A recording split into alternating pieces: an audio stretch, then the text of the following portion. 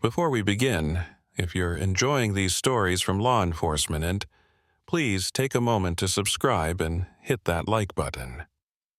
It really helps us continue bringing you these accounts from the field.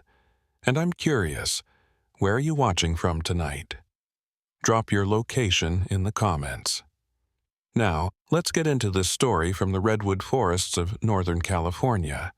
My name is Harry Livingston, and I've been the sheriff of Humboldt County, California for 15 years. In that time, I've had a perfect record. Every missing person case that came across my desk, I solved. Every lost hiker, every confused elderly person wandering from a care facility, every runaway teenager, I brought them all home. 100% success rate over 15 years. That's not something you see often in search and rescue work, especially not in terrain like ours. Humboldt County is home to some of the most magnificent and unforgiving landscape in America. We've got the redwood forests, trees so tall and ancient they make you feel like an insect. We've got the lost coast, miles of rugged shoreline accessible only by foot. We've got mountains, rivers, and more ways to disappear than I can count.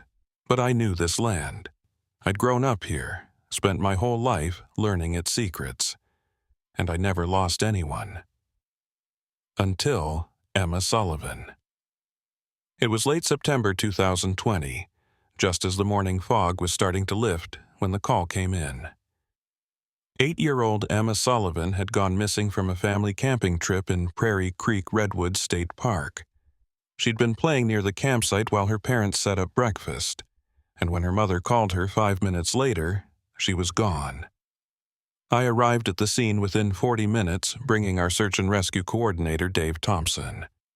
Dave was a legend in the SAR community, with 30 years of experience in the Redwoods. He'd seen things out here that didn't make it into the official reports, and he'd taught me most of what I knew about finding lost people in impossible terrain. Emma's parents, Jennifer and Robert Sullivan, were from Sacramento, up for a weekend camping trip. Jennifer was barely holding it together, her eyes red from crying. Robert kept walking in circles, calling Emma's name even though we'd told him to save his energy. "She knows not to wander off," Jennifer said for maybe the 10th time. "We've been camping before. She knows the rules. She wouldn't just leave." I'd heard that before. Good kids, smart kids, kids who knew better, they still wandered off. The forest had a way of making you forget the rules. Dave and I organized the search grid. We had 12 volunteers from the local SAR team, plus rangers from the Park Service. The protocol was standard. Start from the last known position, work outward in expanding circles, mark everything, miss nothing. "Weather's going to turn," Dave said, looking at the sky. "We've got maybe 6 hours before the fog rolls back in heavy." We split into teams and moved out. I took the northern quadrant with Dave and 2 volunteers. The forest was dense here, the redwood canopy blocking out most of the sunlight even at midday. Ferns and undergrowth made visibility difficult, and the sound of the nearby creek masked any calls for help. 3 hours into the search, we'd found nothing. No footprints, no disturbed vegetation, no signs of passage. It was like Emma had simply vanished. I was starting to feel that familiar tension in my chest, the fear that my perfect record was about to break. That's when Dave stopped walking. "Harry," he said quietly, "we need to talk." I turned back to him. He was standing still, staring at something through the trees. I followed his gaze and saw it. A staircase, not attached to anything, not leading to anything, just a wooden staircase, maybe 8 or 10 steps, standing alone in a small clearing. It looked old, but not ancient. The wood weathered, but solid.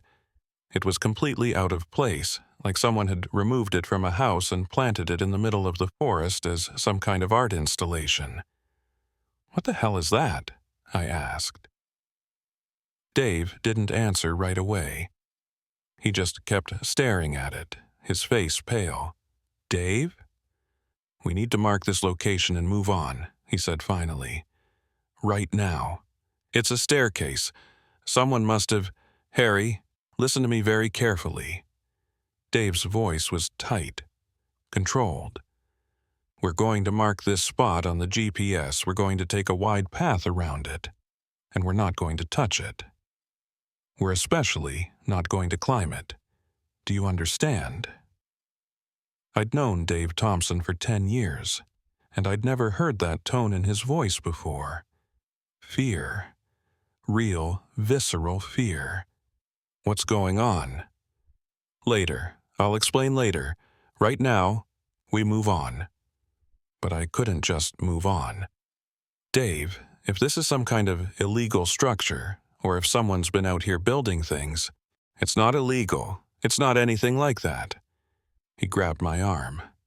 Harry, I'm serious. There are things about search and rescue in these forests that don't make it into the official training. Things the old-timers know but don't talk about. The stairs are one of them. The stairs? You mean there are more? There are always more. They show up in different places, different times. No one knows who builds them or why they're here. But there's one absolute rule, and it's the only rule that matters. You never, ever climb them. I wanted to push him for more information, but the look on his face stopped me. Dave Thompson had pulled bodies out of ravines, had found lost children hypothermic and dying, had dealt with bear attacks and drownings and every kind of horror the forest could produce. And he was scared of a staircase. We marked the location and moved on, circling wide around the clearing. For the rest of the afternoon, Dave wouldn't talk about it. He just kept searching, methodical and focused, but I could see him glancing back toward where we'd marked the stairs. By evening, we'd found nothing. No trace of Emma Sullivan. The fog was rolling in thick, and we had to call off the search until morning. Jennifer Sullivan broke down completely when I told her. Robert just stared at me with hollow eyes. You'll find her tomorrow, he said. It wasn't a question. It was a desperate statement of faith. I wanted to tell him yes. I wanted to promise. But for the first time in 15 years, I wasn't sure. That night, back at my office in Eureka, I pulled Dave aside. Tell me about the stairs. He sighed and poured himself a coffee, even though it was nearly midnight. How much do you want to know? Everything. No, you don't, but I'll tell you enough. He sat down heavily. SAR teams in the Redwoods have been finding those staircases for decades, maybe longer. They show up in the middle of nowhere, no trails leading to them, no logical reason for them to exist. Different styles, different ages, but always the same thing. Stairs to nowhere. And the rule about not climbing them? That came from experience. Bad experience. Dave stared into his coffee. Back in the 70s, before I joined SAR, there was a search for a missing hiker. Team found one of the staircases. Young guy, new to SAR, figured he'd climb up to get a better vantage point. He went up those stairs, got to the top, and what? He didn't come back down. Not right away. The team waited, called out to him, but there was no response. They finally went up after him, but when they got to the top, there was nothing there. Just the top platform, trees all around, and the guy was gone. He fell. That's what they thought at first. They searched the area, expecting to find him injured at the base of the stairs, but he wasn't there, wasn't anywhere. 3 days later, he walked out of the forest on his own, 20 miles from where he'd disappeared. Disoriented, concussion. That's what the doctors thought. But here's the thing, he was wearing different clothes. Not his SAR gear, but clothes from the 50s. Old-style jeans, a work shirt that looked like it came from a museum, and he kept insisting he'd only been gone for 10 minutes, kept asking why everyone was so upset, why there were so many search teams looking for him. I felt cold despite the warm office. What happened to him? They tried to write it off as a mental break, stress, confusion, some kind of fugue state. But the old-timers knew, and they made a rule. Never climb the stairs. Mark them, avoid them, but never climb them. You think there's some kind of, portal? Dimensional doorway? I don't know what they are, but I know people who climb them don't come back the same, if they come back at all. And I know we've found them near a lot of our missing persons cases over the years. He looked at me, including some that were never solved. The implication hung in the air between us. People who climbed the stairs might not come back. And if Emma had found one. We have to go back there tomorrow, I said. Check the area around that staircase more thoroughly. Harry, if there's even a chance Emma found those stairs, if there's any possibility she climbed them, we have to check. Dave nodded slowly. Okay, but I'm going with you, and we're bringing rope. If anyone's climbing those stairs, we're doing it tethered and with backup. I didn't sleep that night. I kept thinking about Emma Sullivan, 8 years old, curious and scared, finding a staircase in the middle of the forest. Would she climb it? Would she think it was a way out, a way to get higher and see where her parents' campsite was? Of course she would. She was 8. The next morning, we assembled a smaller team, me, Dave, and 2 experienced SAR volunteers. We hiked back to the coordinates we'd marked, following our GPS through the dense forest. The fog was still heavy, muffling sound and reducing visibility to maybe 20 yards. The staircase was right where we'd left it, standing alone in the clearing. In the morning light, it looked even more wrong. The wood was weathered but not rotting, the construction solid but old-fashioned. It looked like it had been there for decades, but there was no structure for it to have come from, no foundation, no reason for its existence. Dave set up the rope system while I examined the ground around the stairs, and that's when I saw them. Small footprints in the soft earth, child-sized, leading right up to the base of the stairs. "Dave," I called out. "I've got tracks." He came over and looked. His face went gray. Jesus, she found them. We followed the footprints. They went right to the base of the staircase, and then... nothing. No footprints leading away. No footprints at the top. Just the tracks leading to the stairs and stopping. "Maybe she didn't climb them," one of the volunteers said hopefully. "Maybe she just looked and moved on." But I knew better. I could see it in Dave's face. He knew too. "I'm going up," I said. "Harry, no. Dave, there's an 8-year-old girl missing. If there's any chance she's up there, if there's any chance the stairs lead somewhere, I have to check. And if you don't come back, then you don't send anyone else after me. You document what happened and you warn everyone else, but I'm going." Dave wanted to argue, but he knew I was right. He tied the climbing rope around my waist, triple-checked the knots, and handed me a radio. "You keep talking to me the whole way. You tell me everything you see, everything you feel, and if anything seems wrong, you come back down immediately." I started climbing. The stairs were solid under my feet, not creaking or shifting despite their age. As I climbed, I kept my eyes on the top, trying to see what was there. "Step 3, I said into the radio.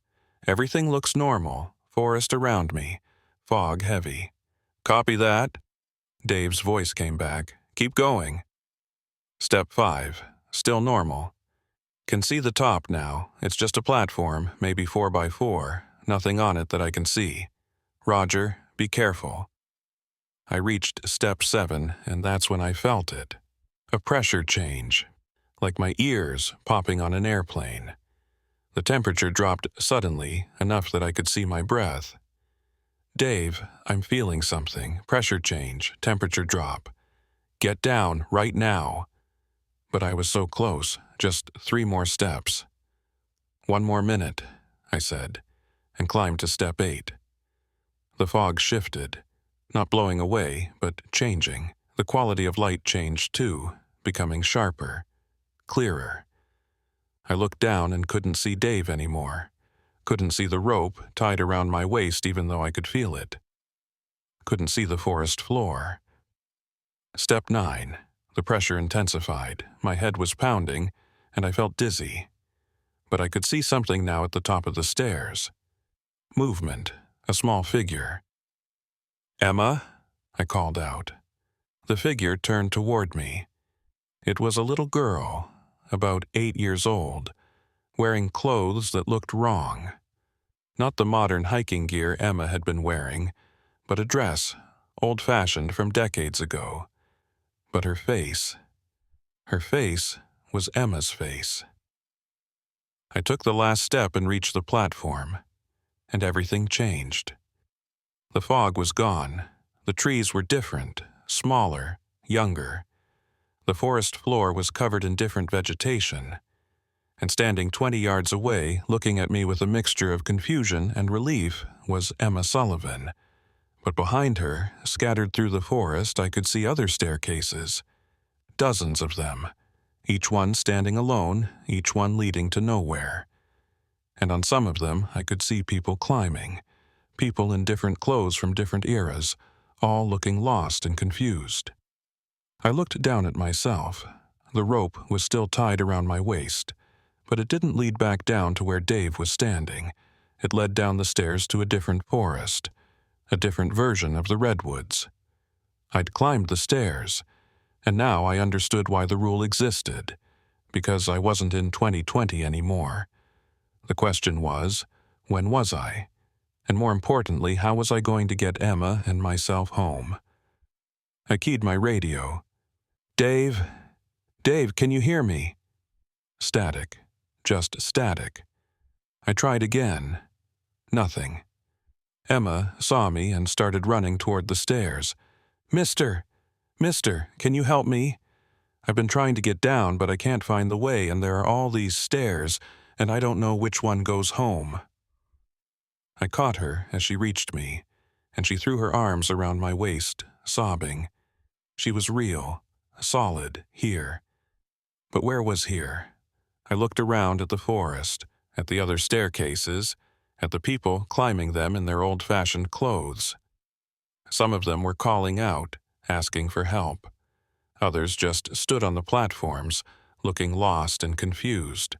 And I realized with growing horror that this was where the missing people went. Not dead, not lost in the traditional sense. Lost in time, in wrong versions of the forest, trying desperately to find the staircase that would take them home. Dave had been right.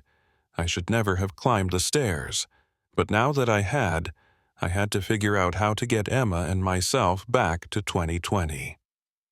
Before we became just another unsolved missing persons case in Humboldt County's files. I looked down at the stairs I'd just climbed. They were still there, still solid. But would they take me back to where I came from? Or somewhere else entirely? There was only one way to find out.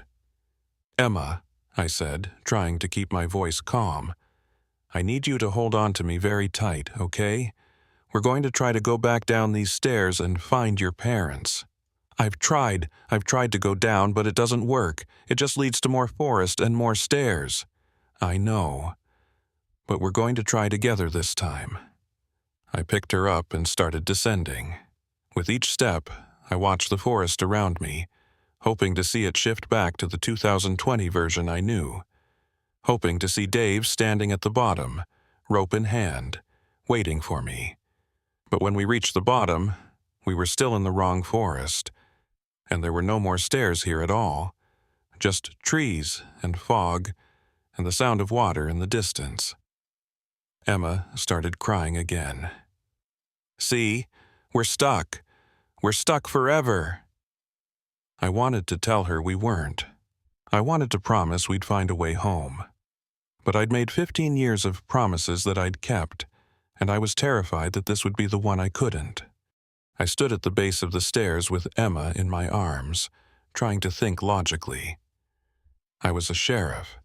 I'd been trained in crisis management, search and rescue protocols, wilderness survival. None of that training covered what to do when you climbed a staircase in the middle of a forest and ended up in the wrong decade.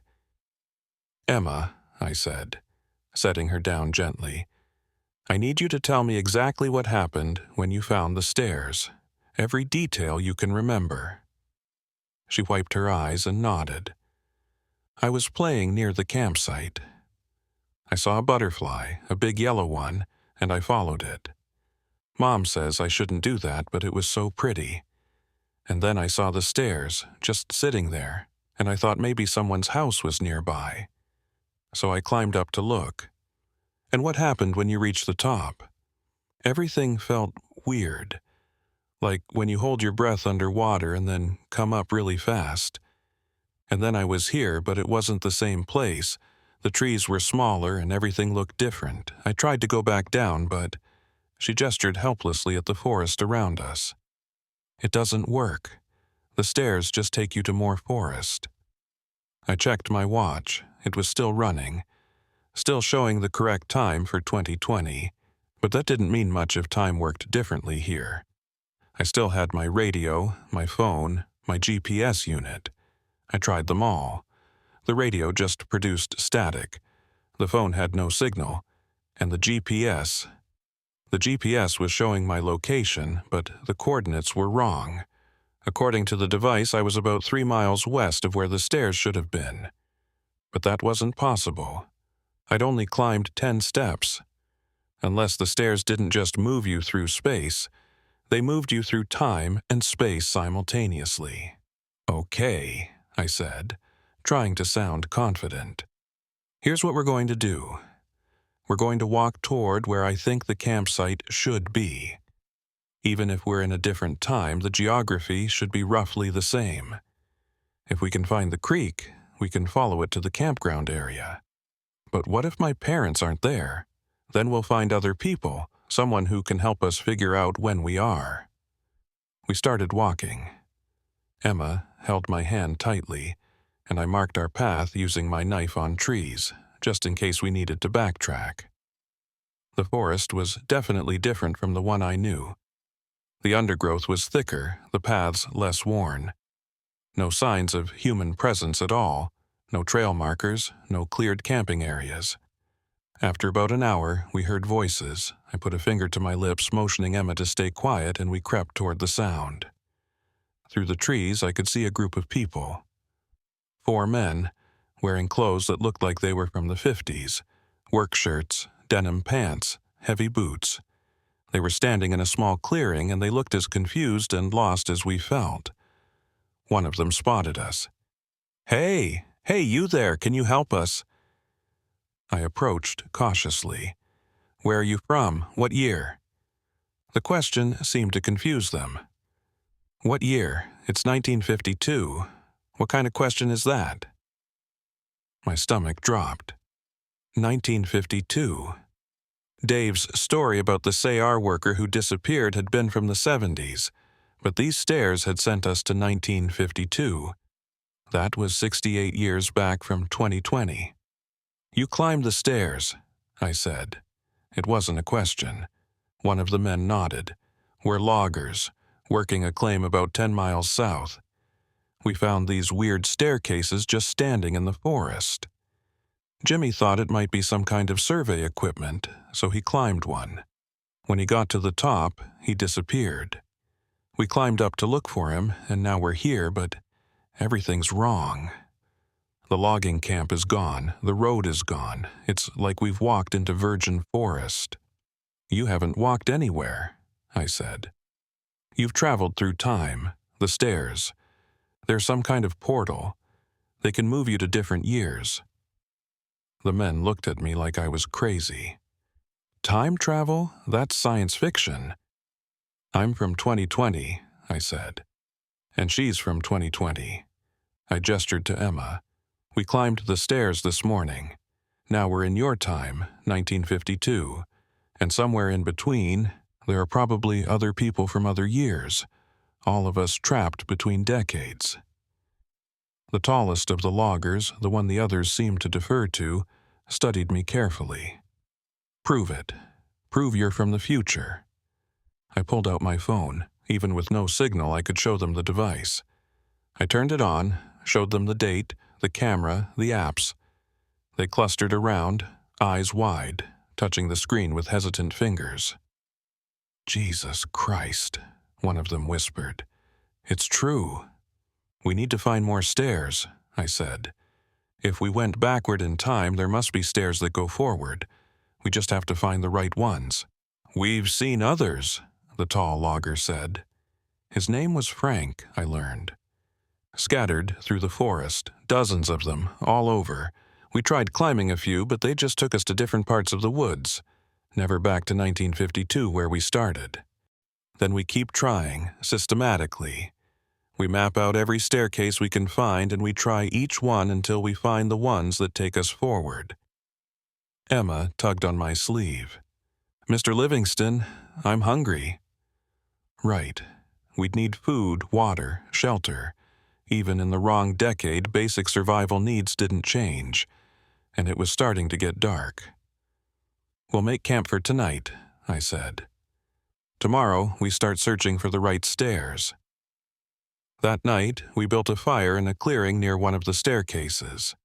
The loggers had some food in their packs, dried meat and hardtack, which they shared. I contributed the granola bars I'd brought for the search.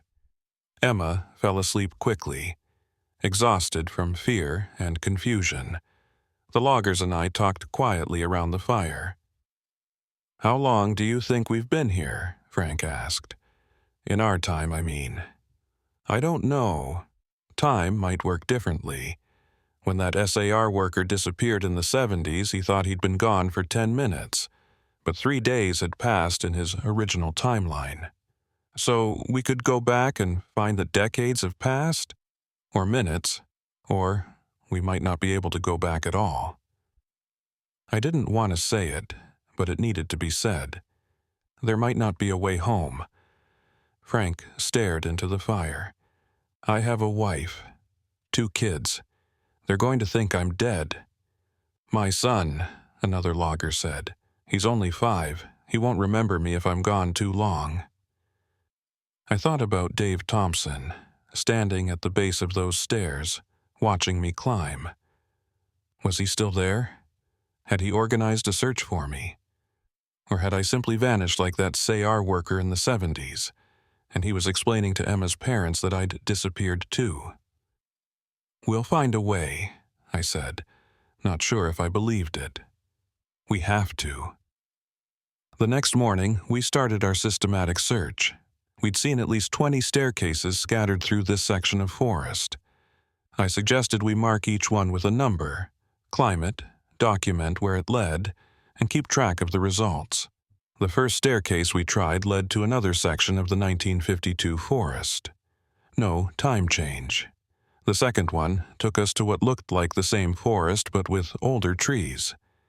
Based on the lack of any human presence and the primitive state of the vegetation, Frank estimated we might be in the 1920s or earlier. The third staircase was different. When I climbed it and reached the top, the pressure change was more intense. And when I looked around, I saw the forest had changed again. But this time, there were structures, modern structures. A trail sign, still standing but weathered, a trash can, rusted and overgrown. And in the distance I could hear something I hadn't heard since climbing the first stairs. Cars on a highway. "I've got something," I called down to the others. "I hear cars. This one goes forward." They climbed up to join me, Emma holding tight to my hand. When we all reached the top and descended into this new version of the forest, I checked my phone for a signal. 1 bar. Weak, but present. And when I checked the date, the cell towers were transmitting. November 1978. "We're getting closer," I said. "This is 42 years back from 2020. We need to find more stairs, ones that go even further forward." But as we searched this version of the forest, I started to notice something disturbing. Some of the staircases were damaged, weathered beyond what I'd seen before. One had a cracked step. Another was leaning to one side, and one had collapsed entirely, just a pile of rotting wood. "They're breaking down," I said. "These portals, or whatever they are, they're not permanent. They're degrading." Frank nodded grimly. "The old-growth forest. That's what keeps them stable. The redwoods, they've been here for thousands of years. They're the anchors. But in our time, in 1952, the logging companies are cutting them down. Every tree that falls, maybe it weakens the connection between times." I realized with growing horror what that meant. If the staircases were degrading, eventually they'd all collapse. And anyone trapped in the wrong time would be stuck there permanently. No way forward, no way back, just lost in a decade that wasn't theirs. We needed to move faster. Over the next several hours of subjective time, which might have been days or weeks in real time for all I knew, we climbed staircase after staircase. We found ourselves in 1965, then 1982, then 1993. Each jump brought us closer to 2020, but never quite there. And in each time period we found more lost people. In 1978 we found a hiker named Gina Forsberg. She'd been climbing the stairs for what she thought was 2 days, but she'd started in 1978 and it was still 1978 by her reckoning. She'd been looping, climbing stairs that took her to different parts of the same year, never moving forward or back. In 1993, we found a family, mother, father, 2 children. They'd been camping in the Redwoods when their youngest found the stairs and climbed them. The whole family had gone after her, and now they were all trapped. In 2005, we found a young couple who'd been lost for what they thought was a few hours, but they'd started in 2005 and we were finding them in 1993. Time wasn't linear here. It was fragmented, broken, with pieces scattered across decades like shards of glass, and all of us were trying to put the pieces back together, trying to find our way to when we belonged. On what I calculated to be our 4th day, though I couldn't be sure, we found something that changed everything. It was a staircase, but different from the others, larger, more solid, made from redwood instead of the pine or cedar we'd been seeing. And carved into the top step, almost hidden by weathering, was a date, 2020. "This is it," I said. "This is the one that goes back to my time." Frank looked at the staircase, then at his men. "If you go up there, you'll be in 2020. 68 years after we started. You can come with us, all of you. We'll figure out what happened, explain to people, and say what? That we've been lost in time for 68 years? That we're technically over 100 years old now, even though we haven't aged?" He shook his head. "I don't know if that staircase will even work for us. Maybe it only takes people back to their own time. Maybe if we climb it, we'll just end up somewhere else. But your families are 68 years older than me. My kids would be in their 70s, if they're still alive. My wife..." He trailed off. "I don't belong in 2020. None of us do. We're from 1952, and maybe we need to find our way back to 1952. I wanted to argue, but I understood. The cruel mathematics of time displacement. Even if we got them to 2020, they wouldn't have a life there. They'd be men out of time, displaced from everyone and everything they'd known. Gina Forsberg and the 1993 family had similar realizations. They wanted to go forward to their own times, not skip decades ahead. But Emma needed to get home. Her parents were waiting in 2020. She belonged there. "I'll take Emma back," I said. "And then I'll come back here. I'll help the rest of you find your staircases. Find your ways home." "Harry," Frank said quietly, "look at the stairs." I looked. The redwood staircase was weathered but solid. But as I watched, I saw a crack forming in one of the lower steps. Small, barely visible, but definitely new. "They're all breaking down," Frank said. "Maybe you get one trip. Maybe when you climb those stairs with Emma, that's it. The connection closes and you can't come back. Then I'll find another way. I'll document everything. I'll tell the SAR teams where to look. Harry." Frank put a hand on my shoulder. "You can't save everyone. You know that. You've been in law enforcement long enough. Sometimes all you can do is save who you can save." I looked at Emma, asleep against a tree. 8 years old, lost and scared, wanting her parents. Then I looked at the others, the loggers from 1952, Gina from 1978, the family from 1993, the couple from 2005. All of them displaced, all of them searching for home. If I took Emma and climbed those stairs to 2020, would I be abandoning them? Would I be leaving them trapped in wrong times forever? But if I stayed, would Emma ever get home? "We'll figure it out," I said, not sure who I was trying to convince. "We'll find a way to get everyone home." But even as I said it, I heard a crack behind me. One of the staircases we'd climbed earlier, the one that had led to 1982, had collapsed. The wood had simply given out, and the structure crumbled into a pile of rotting timber. One less portal, one less way home. The staircases were dying, and we were running out of time. Emma woke up and rubbed her eyes. "Mr. Livingston, can we go home now?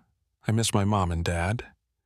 I looked at the redwood staircase marked 2020, then at the others watching me with desperate hope in their eyes, and I realized I was going to have to make a choice that would haunt me for the rest of my life.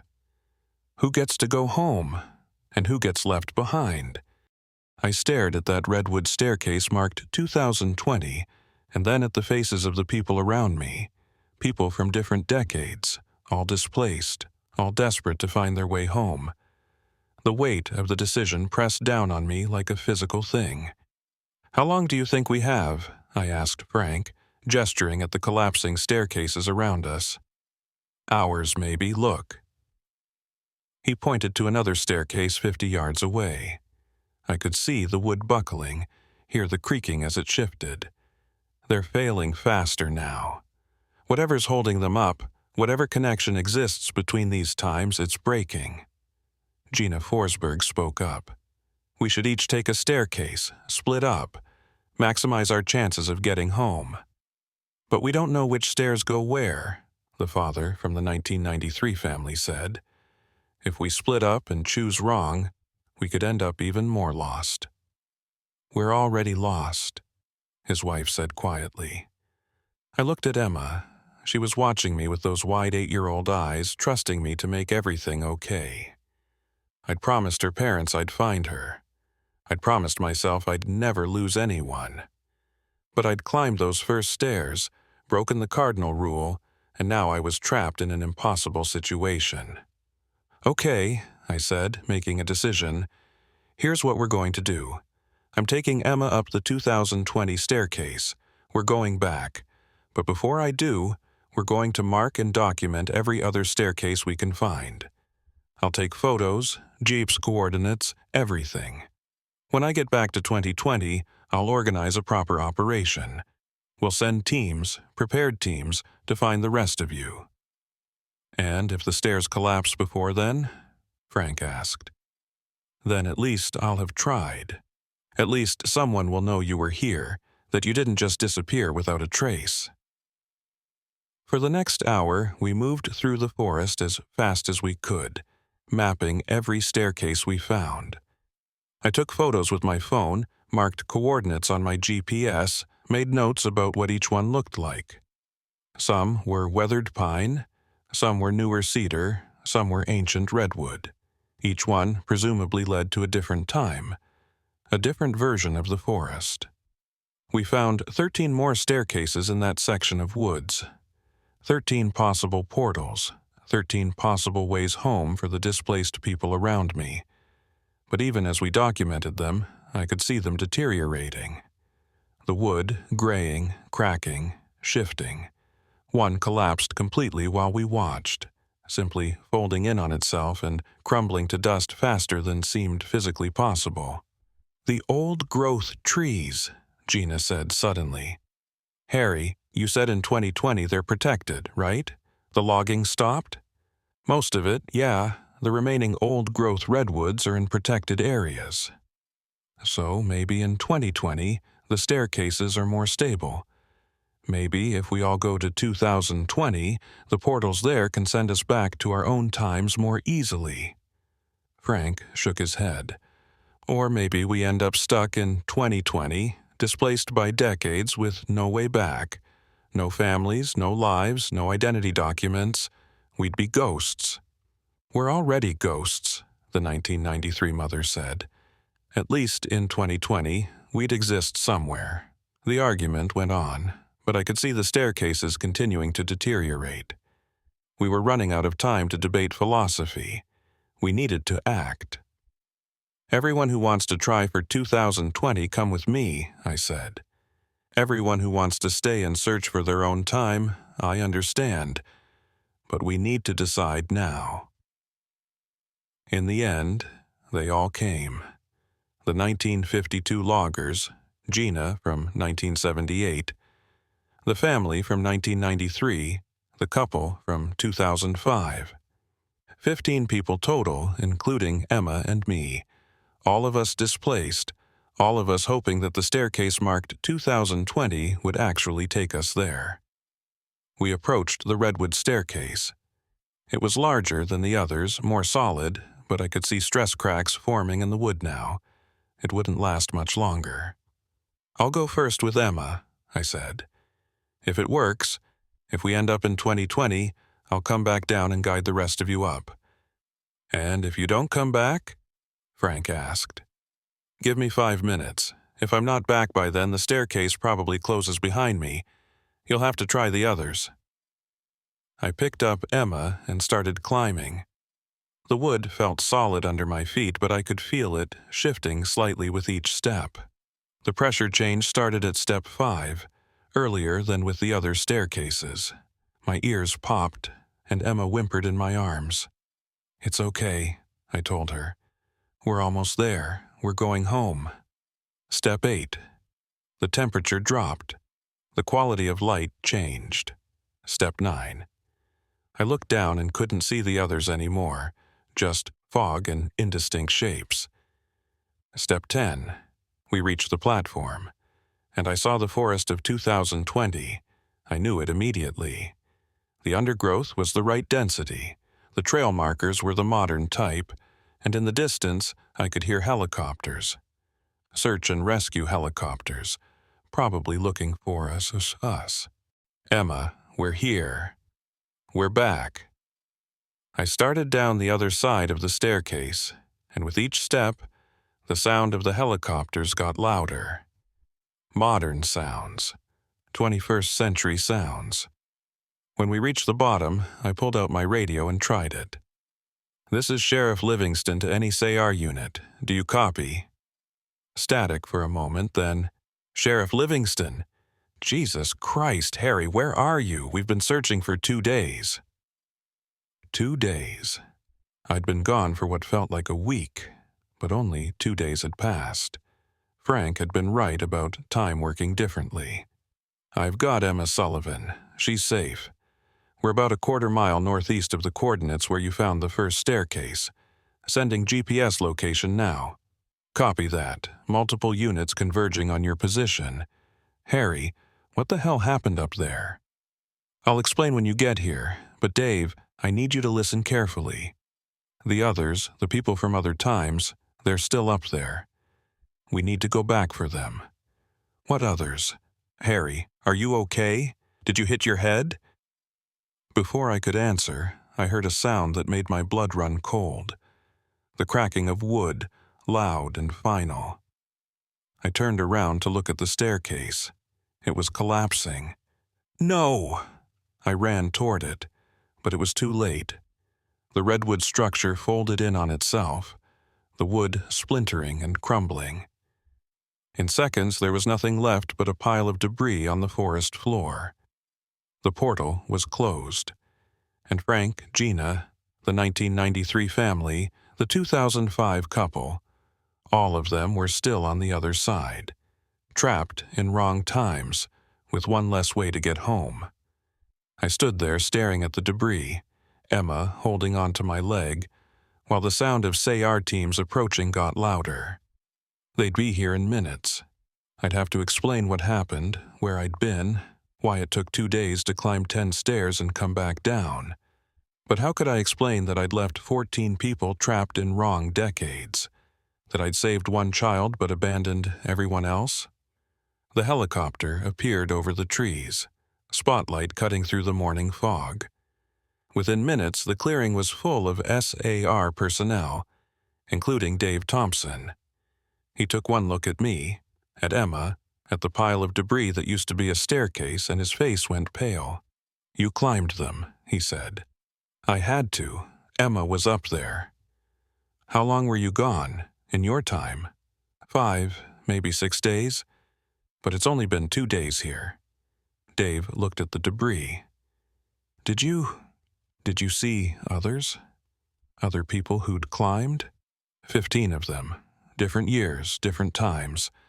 I tried to bring them back, but the staircase collapsed." The other SAR personnel were checking Emma, radioing her parents, preparing for medical evacuation. They could hear us talking, but probably thought we were in shock, not making sense. Dave pulled me aside. "Harry, listen to me. When they debrief you, stick to the basics. You found Emma, you both got disoriented, you eventually found your way out. Don't mention the staircases, don't mention the time displacement. But the others are already lost. You can't help them.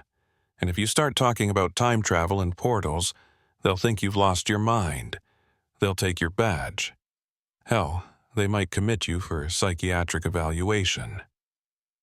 "So I just lie? Just let those people stay lost?" "You document what you saw. You tell me everything, and I'll keep records. Unofficial records. And if anyone else finds staircases, if anyone else climbs them, at least they'll know what they're walking into." He gripped my shoulder. "You did the right thing, Harry. You saved the child. That's what matters." But it didn't feel like the right thing. It felt like I'd made an impossible choice and everyone had lost. Emma was helicoptered out to a hospital in Eureka. I gave my official statement to the investigators. Found her disoriented in the forest. Both of us got turned around, managed to navigate back using the creek as a landmark. They accepted it because it made sense, because it fit their understanding of how people get lost in the Redwoods. Only Dave knew the truth. That night, in my office, I showed him everything. The photos of the staircases, the GPS coordinates, my notes about which ones led where. He studied it all silently. "You know what this means?" he said finally. "There are dozens of missing persons cases over the years, people who disappeared in these forests. Some of them might have climbed the stairs. They might still be out there, trapped in wrong times. Can we help them? Not if the portals are closing. You said they were degrading, collapsing. That one you came back through is gone. Maybe all of them are gone now. We have to check."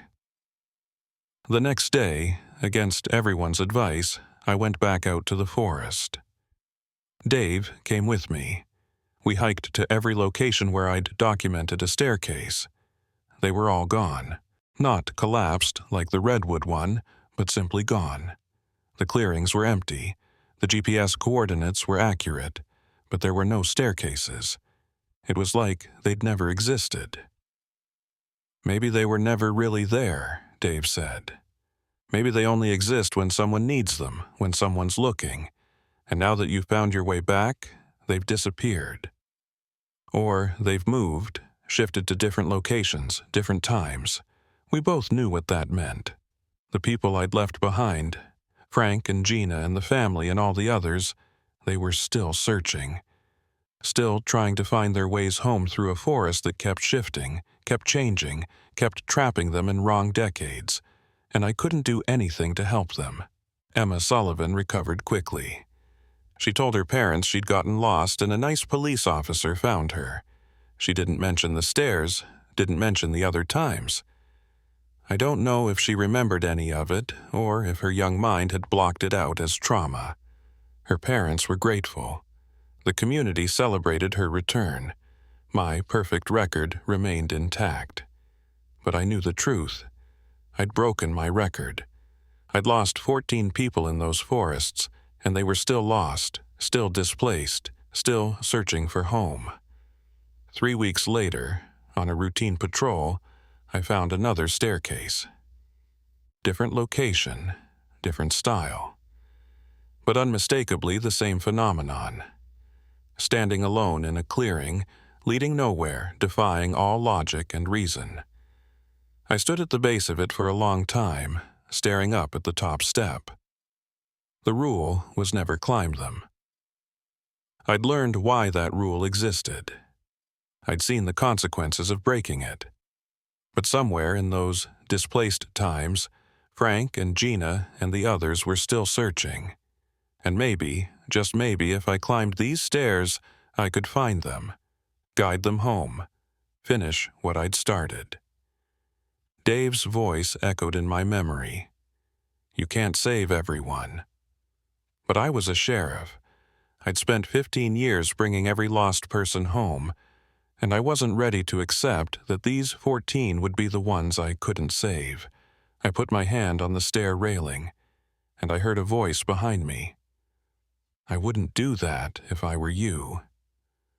I turned around and saw her, Gina Forsberg, the hiker from 1978, but she looked different, older, and she was wearing modern clothes, 21st century hiking gear. Gina? Hello, Harry. It's been a while. For you, at least. For me, it's been 42 years. You got home? You found your way back to 1978? She smiled sadly, in a manner of speaking. I found a staircase that took me forward instead of back. Ended up in 2015. Had to start over, build a new life. By the time I figured out how to navigate the portals consistently, it was 2020. Too late to go back to my old life. Everyone I knew was old or dead. Then why are you here? To stop you from making the same mistake twice. Those stairs, they'll take you somewhere, but probably not where you want to go. And if you're gone too long, the world moves on without you. Trust me, I know. But the others, Frank, the family, are either home by now or have accepted their new times. You can't save everyone, Harry. Dave told you that. Sometimes you have to save who you can and let the rest go. I stared at the staircase. So tempting, so dangerous. How do they work? I asked. What are they really? I've spent 42 years trying to figure that out. Best I can tell, they're natural phenomena. Places where time got folded back on itself, where the normal rules don't apply. The old-growth redwoods, they've been here for thousands of years. They've absorbed so much time, so much history, that in certain places, that time bleeds through. The stairs are markers, waypoints. They show you where the folds are. And they're dying because the trees are dying. Exactly. As the old growth gets cut down, the temporal anchors weaken. Eventually, all the stairs will be gone. The portals will close, and anyone still lost in between will be trapped forever. Then I need to climb them now, while there's still time. Gina shook her head. No, Harry, you need to accept that you did everything you could. You brought Emma home. You documented the phenomenon. You gave Dave the information he needs to help others who might stumble into this. That's enough. It doesn't feel like enough. It never does. She put her hand on mine, gently moving it away from the railing. Come on, let's go back. Let me buy you a coffee and tell you what I've learned about living in the wrong time. Trust me, it's a story worth hearing. I looked at the staircase one last time. Then I followed Gina back through the forest toward the present, toward 2020, toward a time I belonged in. Behind us, I heard the sound of wood creaking. When I looked back, the staircase was gone. The portal had closed, and I had to accept that some cases would never be solved, some people would never be found, and some mysteries would remain mysteries. Even if it meant breaking my perfect record, even if it meant living with the knowledge of the 14 I'd left behind. Gina was right. It was enough. It had to be.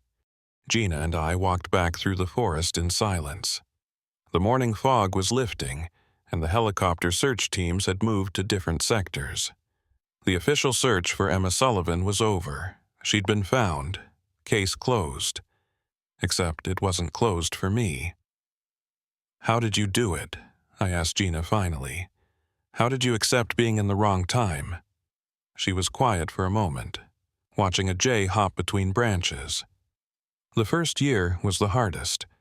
I kept trying to find ways back to 1978. I'd hike into the forests looking for stairs. I'd mark every temporal anomaly I could find. I became obsessed. "But you stopped." "I didn't stop. I just redirected. I realized I couldn't go back. My parents were dead by 2015. My friends were all 40 years older than me. The life I'd had was gone, so I built a new one. Went back to school, got a degree in theoretical physics, started researching temporal phenomena. If I couldn't go home, I could at least understand why." We reached my patrol vehicle. I looked back toward where the staircase had been, now just empty forest.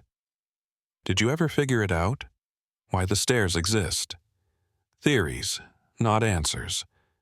The best one involves quantum mechanics and the nature of time itself. You know how redwoods can live for thousands of years?" I nodded. "Think about everything those trees have witnessed. Centuries of history, from when Native Americans lived here through the logging era to now. All that time gets absorbed into the wood, becomes part of the tree's structure. In certain places where the oldest trees stand, time doesn't flow normally. It pools, it eddies, it folds back on itself. The stairs aren't built, they're grown. They're manifestations of temporal distortion. And they're disappearing because the old trees are being cut down. Exactly. Every tree that falls weakens the temporal anchors. Eventually, there won't be enough old growth left to sustain the phenomenon. The stairs will vanish, and time will flow normally again, trapping everyone who's still displaced." "Yes," Gina opened her car door. "But Harry, here's what I've learned in 42 years of being in the wrong time. People are resilient. Frank and his loggers, the family from 1993, all the others you met, they'll figure it out. They'll build new lives in whatever time they end up in. It won't be easy, but they'll survive. We're all good at that. Do you ever regret climbing those stairs? That first time?" She smiled, but it was sad. "Every day, and never. I lost my old life, but I gained something too. I got to see the future. I got to witness history. I met you, met dozens of other people who've encountered the stairs. I'm part of something bigger now, a mystery that spans decades. That has to count for something." Over the next few weeks, I tried to return to normal sheriff work. Traffic stops, domestic disputes, theft reports. The mundane stuff that made up 90% of the job. But I couldn't stop thinking about the stairs. Dave Thompson retired a month after Emma's rescue. He'd been planning to anyway, but the incident accelerated it. Before he left, he gave me a file box. "Everything I've collected over 30 years," he said. "Reports of stairs, missing persons cases that might be connected, theories from other SAR workers who've encountered them. It's yours now." I took the box home and spent nights reading through it. Dozens of cases, hundreds of reports. missing hikers who were never found, people who disappeared and then reappeared days or weeks later with no memory of where they'd been, strange staircases documented by rangers and searchers but never officially recorded, and photos. So many photos of different staircases in different locations, taken over decades. Some looked brand new, others ancient. Some were still standing in the photos, others had clearly collapsed. One photo caught my attention. It was dated 1962, and it showed a staircase in a clearing I recognized. I'd been there just weeks ago, but in the 1962 photo, there was a person standing at the base of the stairs, an old man looking up at them with a contemplative expression. I brought the photo to Gina. "Do you recognize him?" She studied it carefully, then her eyes widened. "That's Frank, one of the 1952 loggers, but he looks old, like he aged naturally, which means he found a way to live in whatever time he ended up in. He survived. More than that, look at what he's wearing." I looked closer. Frank was wearing a park ranger uniform, a 1960s-era ranger uniform. He joined the Rangers, Gina said. Probably helped search for other lost people. He found a purpose. Over the next several months, I found more evidence of the displaced people finding their ways in wrong times. A 1985 newspaper article about a mysterious woman named Gina who'd appeared in Eureka with no identification, claiming to be from 1978. That was Gina Forsberg, arriving in the future. A 1996 wedding announcement for a couple with an unusual story. They'd met in the redwood forests, both claiming to have gotten lost and found each other. That was probably the 2005 couple, finding love in the wrong decade. Small traces, small confirmations that the people I'd left behind had survived. It didn't erase the guilt, but it helped. Emma Sullivan turned 9, then 10. Her parents sent me birthday cards each year, thanking me again for bringing her home. Emma herself sent drawings, childish crayon pictures of forests and adventures. She never drew stairs. I wondered if she remembered what had really happened, or if it had faded into a confused memory of being lost and found. Then, on the anniversary of her rescue, I received a letter, handwritten in careful child script. "Dear Sheriff Livingston, I wanted to tell you something I've never told anyone else. I remember the stairs. I remember the other times, the other people. I remember you climbing up to find me and how scared you were. Mom and Dad think I don't remember, and I let them think that because it makes them feel better. But I remember everything. I just wanted you to know that I know what you did. You could have left me there. You could have gone back alone. But you didn't.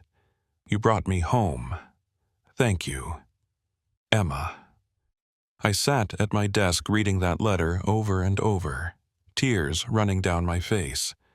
She remembered, and she understood. 2 years after the incident, I was called to another missing person case. A teenage hiker lost in the same section of forest where I'd found Emma. Same search patterns, same dense forest, same impossible terrain. And during the search, I found another staircase. This time, I didn't hesitate.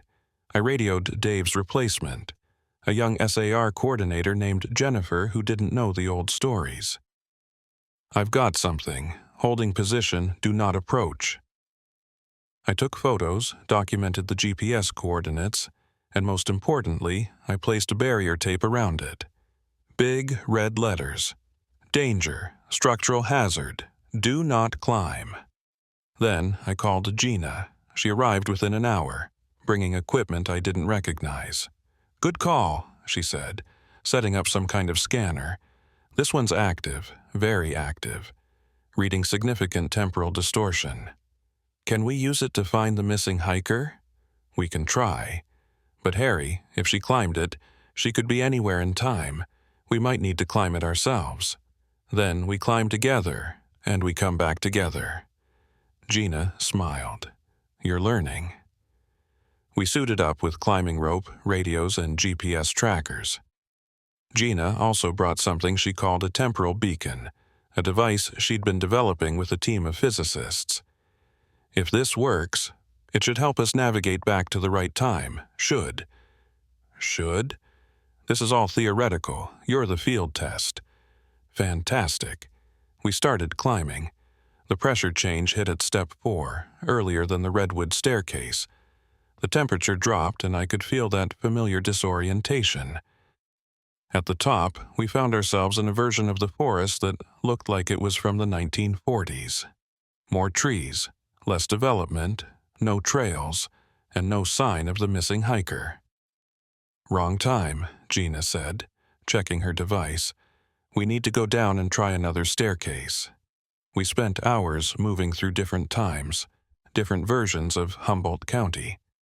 1955, 1967, 1989, 2003. In each one, we looked for the missing hiker, called out her name, left markers that we'd been there. And in each one we found evidence of other searchers. Old rangers, ancient SAR teams, people from different eras all looking for their lost hikers. We found her in 2011. She was sitting at the base of a staircase, crying. When she saw us, she looked up with a mixture of relief and confusion. "I just wanted to climb up and look around," she said. "I've been trying to get back down for hours, but I keep ending up in wrong places." "We know," I said gently. "Come on, we'll get you home." With Gina's temporal beacon, we were able to navigate back to 2022, to the right time. When we emerged from the stairs, the SAR teams were right there, waiting. The girl was reunited with her parents, and another case was closed. But I knew this wouldn't be the last one. As long as the old-growth redwoods stood, as long as the temporal anchors remained, the stairs would keep appearing, and people would keep climbing them, driven by curiosity or necessity or desperation. Gina and I made an agreement. Whenever a staircase was found, I'd call her. We'd document it, mark it as hazardous, and if anyone climbed it, we'd go after them. We'd bring them home if we could. We couldn't save everyone. Frank and his loggers, the 1993 family, dozens of others were still out there somewhere in wrong times. But we could save who we could save. That had to be enough. 5 years after Emma's rescue, I received another letter. This one was typed, formal, on university letterhead. "Dear Sheriff Livingston, you don't know me, but I know you. My name is Dr. Patricia Williams, and I'm a historian at Humboldt State. I've been researching the history of the redwood forests, and I've come across something unusual. In ranger reports from 1962, there's a mention of a law enforcement officer named Harry Livingston who helped search for lost hikers. The description matches you exactly, but according to records, you didn't join the sheriff's department until 1998. I'd like to speak with you about this discrepancy if you have time."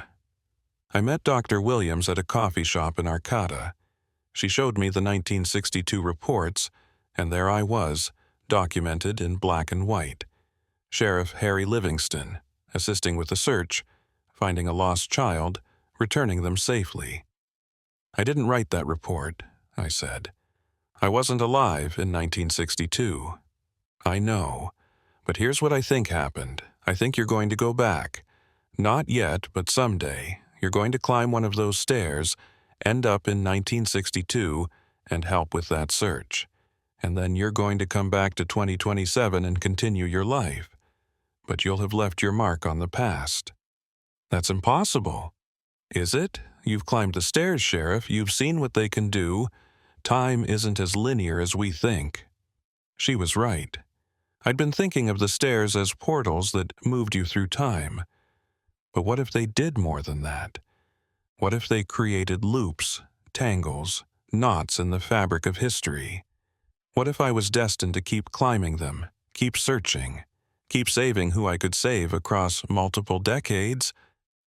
If that's true, I said slowly, then somewhere in the past, there's a version of me helping the people I left behind. Finding Frank in 1962, finding Gina in 1978, finding all of them. Maybe, or maybe you already did, and you just don't remember it yet. Time travel is confusing. I left that meeting with a strange sense of peace. Maybe I hadn't abandoned those 14 people. Maybe I'd just helped them in a different time, a different way. Maybe the guilt I'd been carrying was unearned, or maybe I was just finding a way to live with an impossible choice. 10 years after Emma's rescue, I received an invitation. Emma Sullivan was getting married, and she wanted me to be there. The invitation included a handwritten note. "You gave me my life back. I want to share this moment with you." At the wedding, I watched Emma, now 18 and radiant, marry her high school sweetheart. During the reception, she found me. "Thank you," she said, "for everything, for bringing me home." "You're welcome. I'm just glad you're safe and happy." "I am. But Sheriff Livingston, I need to tell you something. Last week I was hiking in the Redwoods with my husband. We found a staircase, just standing there in a clearing." My blood went cold. "Emma, please tell me you didn't." "I didn't climb it. Neither did he. We marked the location and called the rangers. But Sheriff, before we left, I looked at the top step, and there was a carving. Letters carved into the wood." "What did it say?" "It said, 'Emma was here, 2030. She looked at me with those same wide eyes I remembered from when she was 8. I'm going to climb those stairs again, aren't I? At some point in my future, I'm going to go back." I didn't know what to tell her. Maybe she would. Maybe the stairs would call to her the way they kept calling to me. Maybe this was a cycle that repeated, a loop that never quite closed. "If you do," I said finally, "remember the rules. Mark your path, document everything, and always have a way back. The stairs are dangerous, but they're also necessary. They're part of this place, part of the forest's history. They can't be avoided forever. Will you be there if I climb them? I don't know. But I'll try. I always try." She hugged me, and for a moment, I was back in that displaced forest, carrying an 8-year-old girl down an impossible staircase, promising her I'd get her home. I'd kept that promise, and I'd keep any promise I made in the future, or the past, or whatever tangled timeline the stairs created, because that's what I did. I searched for lost people, and I brought them home. Even if home was a complicated concept when you'd climbed the stairs. Even if found meant something different in a place where time didn't follow the rules. I was Sheriff Harry Livingston of Humboldt County. I'd been doing this job for 25 years. My record wasn't perfect anymore, but it was close. And the cases I couldn't solve, the people I couldn't save, they haunted me in the best possible way. They reminded me why I did this work. The stairs would keep appearing. People would keep climbing them. And I would keep searching, keep documenting, keep trying to bring everyone home. Because in the redwood forests of Northern California, where time pools and eddies and folds back on itself, where ancient trees hold centuries in their rings and impossible staircases appear in clearings, someone needed to be there. Someone needed to witness, to record, to search. That someone was me. And as long as the old-growth redwood stood, as long as the stairs kept appearing, I would keep climbing, one search at a time, one lost person at a time, one impossible choice at a time.